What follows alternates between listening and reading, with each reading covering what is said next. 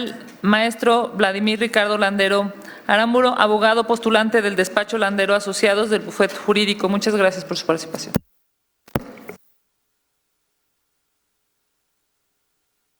Muchas gracias. Al Senado por la invitación, senadora Kenia López.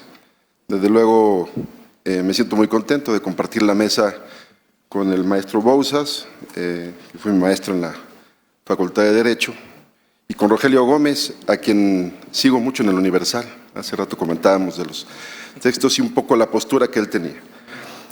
Yo quisiera explicar un tema que me parece fundamental para poder analizar la subcontratación. Los artículos 15 que se reformaron en 2012, nosotros hemos sostenido que se encuentran suficientemente estructurados para poder regular la subcontratación.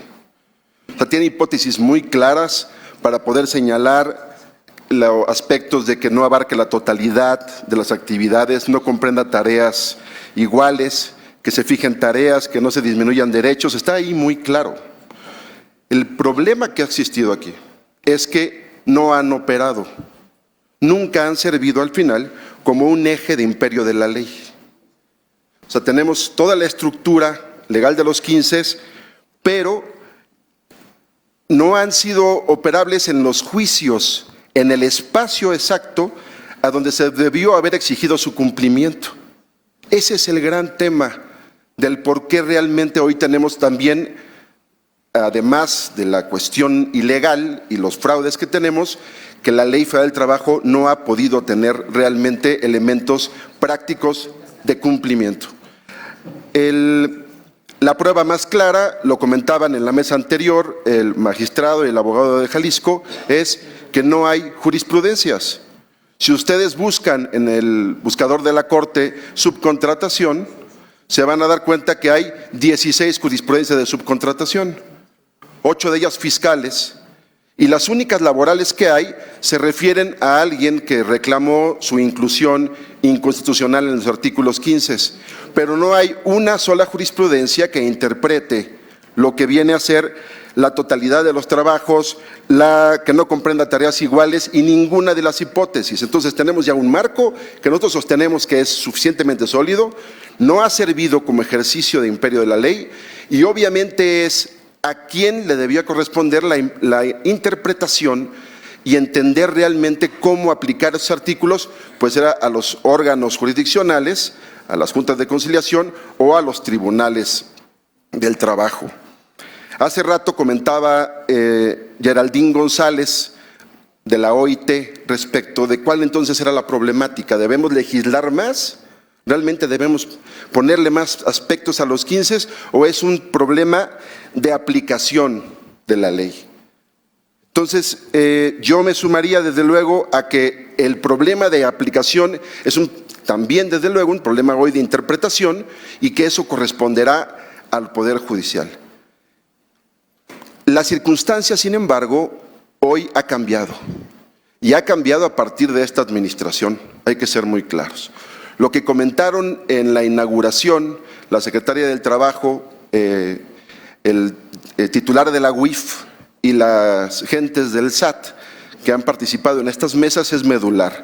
Los cambios que se hicieron en materia fiscal para efecto de las cuestiones penales, las responsabilidades, la retención sobre todo del 6%, va a ser el elemento catalizador para que estos artículos que nosotros sostenemos son suficientes, realmente se apliquen. ¿Por qué? ¿Por qué ahora sí los juicios serán realmente un eje de imperio de la ley? Porque hoy las empresas que realmente hagan esa retención de impuesto de manera, desde luego, legal, van a tener que reconocer esa relación y ahora sí acreditar los aspectos en un juicio laboral, cosa que no ha existido en los 7 años que tenemos desde la reforma para acá. Entonces, bajo esta tesitura, nosotros sostenemos que hoy, con los elementos que ya hubo de reforma, con los cambios fiscales, con los artículos 15 que ya existen, hay suficientes bases para sostener que existe una robusta construcción para poder regular la subcontratación legal y poder, desde luego, sancionar e ir sobre la ilegal. No creemos que tenga que hacerse una reforma. Creemos que el punto estaba realmente en ese aspecto de cumplimiento y ese se da hoy ya con los elementos fiscales y los cambios que se dieron. Van a tener total repercusión en los aspectos laborales. Entonces, desde luego, estas funciones que va a llevar a cabo la autoridad serán un elemento fundamental también que ayude. Y nada más para terminar, rescato que hay un lugar común en las propuestas que hemos escuchado, en las propuestas incluso que están en el Senado y en la Cámara de Diputados. Ese lugar común es el aspecto de generar un registro federal de empresas. Podríamos sostener que ese registro sin duda va a funcionar como elemento también de reforzamiento, al igual a los cambios fiscales, para los juicios laborales. Y entonces, para terminar, pues me sumo al llamado de Rogelio Gómez en el sentido de no mezclar y legislar para afectar la productividad y el trabajo en México. Muchas gracias.